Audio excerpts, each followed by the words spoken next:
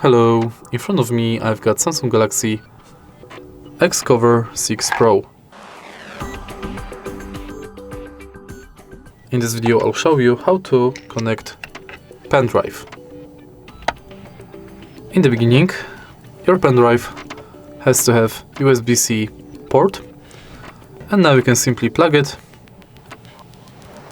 to your charging port.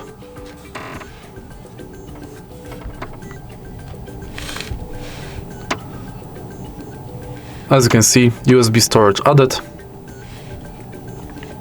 And now if you want to access this pendrive, let's go to My Files and enter USB storage. Right now you can browse every folder your pendrive has. And that's it.